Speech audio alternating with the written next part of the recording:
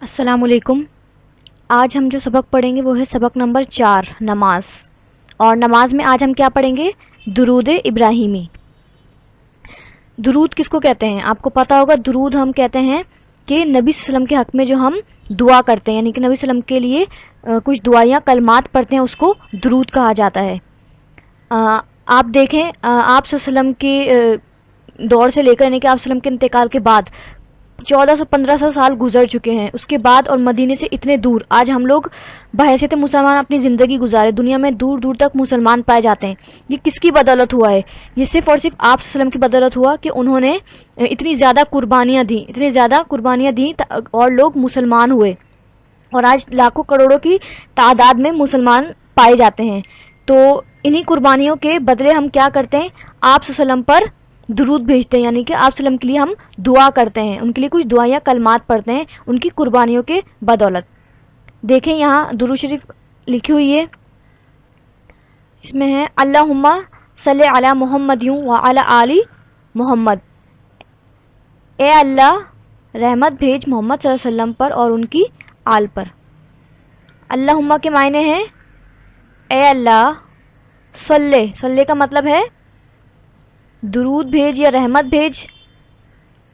یہاں دیکھیں صلی کا اور صلی علی کا جو ڈفرنس ہے وہ لکھا ہوا ہے۔ ویسے آپ نے دیکھا ہوگا صلی کا مطلب ہوتا ہے نماز پڑھنا، ٹھیک ہے، لیکن اگر صلی کے ساتھ جو وہ علی آ جائے تو پھر اس کے معنی چینج ہو جاتا ہے، اس کے معنی کیا ہوتے ہیں؟ رحمت بھیج۔ تو یہاں صلی علی ہے، علی محمد، یعنی کہ علی مطلب پر، اور محمد صلی اللہ علیہ وسلم پر، وعلی آلی اور ان کی آل پر، محمد صلی اللہ علیہ وسلم کی۔ اے اللہ رحمت بھیج محمد صلی اللہ علیہ وسلم پر اور ان کی آل پر، یعنی کہ یہ ایک دعا ہے جو ہم کیا کر رہے ہیں؟ حضرت محمد صلی اللہ علیہ وسلم کے لیے کر رہے ہیں، اللہ تعالیٰ سے کر رہے ہیں کہ اللہ تعالیٰ نے رسول صلی اللہ علیہ وسلم کو رحمتیں برکتیں دی ہیں، لیکن ہم اور دعا کر رہے ہیں کہ اے اللہ حضور صلی اللہ علیہ وسلم نے جو ہمارے لیے قربانیاں دیں، اتنے زیادہ تکلیفیں اٹھائیں، اس کا بدلہ ہم لوگ تو نہیں دے سکتے آپ صلی اللہ علیہ وسلم کو، تو ہم اللہ تعالیٰ سے دعا کر رہے ہیں کہ اے اللہ تو ہی حضور صلی اللہ علیہ وسلم کو ان کی قربانیوں کا بدلہ دے اور ان پر بہت زیادہ رحمت بھیج، اور ان کی آل پر بھی۔ آل کسے کہتے ہیں؟ آل سے مراد ہوتی ہے یعنی کہ آپ صلی اللہ علیہ وسلم کی جتنی بھی اولاد، جتنی بھی ازواج مطہرات، ان کی بیویاں، اور جن لوگوں نے آپ صلی اللہ علیہ وسلم کی اتباع کی، یعنی کہ ان کے راستے پر چلے، وہ سب آپ کی آل میں آئیں گے۔ تو ہم دعا کرتے ہیں کہ صرف آپ صلی اللہ علیہ وسلم پر نہیں بلکہ ان کی پوری آل پر اے اللہ تو رحمت بھیج، کیونکہ آپ صلی اللہ علیہ وسلم نے ہمارے لیے بہت زیادہ قربانیاں دی ہیں۔ آگے دیکھیں، کما صلیت علی ابراہیم وعلی آل ابراہیم، جیسے رحمت بھیجی تو نے ابراہیم علیہ السلام پر اور ان کی آل پر، ٹھیک ہے، یہاں لکھا ہے کما۔ کما مطلب جیسے کہ، صلیتا رحمت بھیجی تو نے، علی ابراہیم ابراہیم پر، وعلی آل اور ان کی آل پر۔ یہ دیکھیں آل لکھا ہوا ہے، اولاد اور ازدواج اور اتباع کرنے والے، ان سب کو آل کہتے ہیں۔ ابراہیم ابراہیم کی، جیسے رحمت بھیجی تو نے ابراہیم علیہ السلام پر اور ان کی آل پر، یعنی کہ اب یہاں پر ہم دعا کس طرح، جو ہم نے رحمت کی دعا مانگی آپ صلی اللہ علیہ وسلم کے لیے، وہ یہ مانگی کہ ان پر رحمت بھیج اور ان کی آل پر، جیسا کہ تو نے ابراہیم علیہ السلام پر بھیجی تھی۔ ابراہیم علیہ السلام پر اللہ کی رحمت کیا تھی؟ ان پر اللہ کی رحمت یہ تھی کہ ان کی اولاد میں سے جو جتنی بھی اولاد تھی وہ سارے نبی کا درجہ سب کو ملا تھا، تو یہ ان کے اوپر اللہ کی رحمت تھی، ان کی اولادوں نے نبیوں کا درجہ پایا اور ان سب نے اللہ کے لیے جو ہے وہ دعوت اور دین کا کام کیا۔ تو یہ بہت بڑی جو ابراہیم علیہ السلام پر کیا تھی؟ اللہ کی رحمت تھی۔ اور پھر جیسے ابراہیم علیہ السلام پر جو ہے وہ رحمت کی، اور ان کی آل پر یہ بتایا میں نے ساری اولاد جو ہے وہ کیا تھی؟ وہ جو ہے نبیوں کا درجہ ملا تھا۔ اور ابراہیم علیہ السلام وہ واحد نبی ہیں جن کو اہل کتاب سارے کے سارے مانتے ہیں، یعنی کہ یہودی بھی مانتے ہیں ابراہیم علیہ السلام کو، عیسائی بھی مانتے ہیں اور مسلمان بھی مانتے ہیں۔ تو ابراہیم علیہ السلام کو اللہ کی رحمت ملی اور ان کی آل کو بھی ملی۔ تو یہاں ہم دعا کر رہے ہیں کہ اے اللہ جیسے ابراہیم علیہ السلام کو اور ان کی آل کو رحمت ملی تھی، ایسے ہی کیا ہو آپ وسلم کی بھی آپ وسلم کو بھی رحمت ملے، سب لوگ آپ وسلم کی اتباع کرنے لگ جائیں، سب لوگ آپ وسلم کو ماننے لگ جائیں جس طرح ابراہیم علیہ السلام کو مانتے ہیں، اور ان کی آل پر بھی رحمت فرما۔ آگے دیکھیں آگے کیا لکھا ہوا ہے، آگے لکھا ہوا ہے انکا حمید مجید،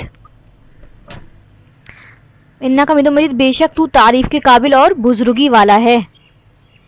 انکا، انا کہتے ہیں بے شک، یہ لکھا ہوا، اور کا مطلب تو، بے شک تو، حمیدن، حمد کہتے ہیں تعریف کو، اور حمید مطلب تعریف کے قابل، مجید، مجید مطلب بزرگی والا، بے شک تو تعریف کے قابل اور بزرگی والا ہے۔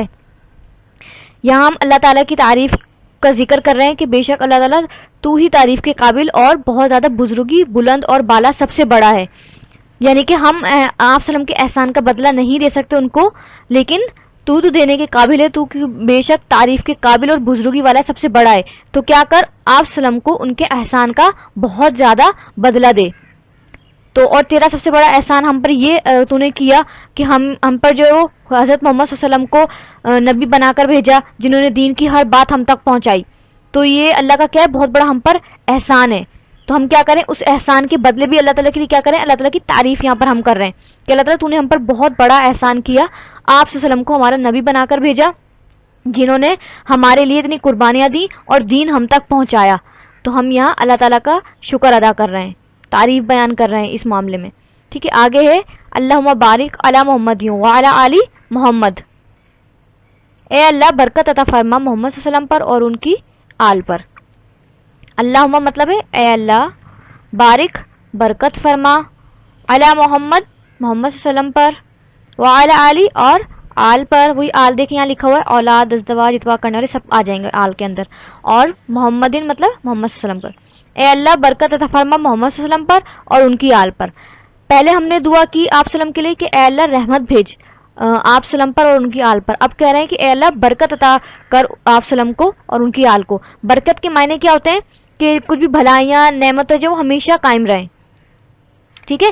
اور اعمال میں برکت سے مراد یہ ہوتی ہے کہ جو بھی آپ صلی اللہ علیہ وسلم نے ہمارے لیے کیا، قربانیاں دی، ان کا اچھا بدلہ آپ صلی اللہ علیہ وسلم کو مل جائے، ٹھیک ہے۔ تو برکت سے ہم یہاں آپ کی کیا دعا کریں آپ صلی اللہ علیہ وسلم کے لیے کہ آپ صلی اللہ علیہ وسلم نے ہمارے لیے جو بھی کرا ہے اس کا بدلہ آپ صلی اللہ علیہ وسلم کو مل جائے، اور ان کی اولاد میں بھی برکت عطا فرما۔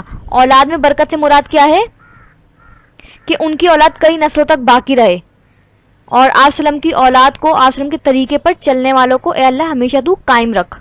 برکت سے مراد یہ ہے کہ آپ صلی اللہ علیہ وسلم کے جو پیروکار ہیں، جو آپ صلی اللہ علیہ وسلم کو مانتے ہیں مسلمان لوگ، وہ کیا ہے وہ ہمیشہ قائم رہے، قیامت تک ان میں برکت عطا ہو اور وہ لوگ ہمیشہ قائم رہیں۔ تو ہم یہ برکت کی دعا کر رہے ہیں محمد صلی اللہ علیہ وسلم کے لیے بھی اور ان کی آل کے لیے بھی۔ آگے ہے کما بارکتا علی ابراہیم وعلی آل ابراہیم، جیسے تو نے ابراہیم علیہ السلام پر اور ابراہیم علیہ السلام کی آل پر برکت کی۔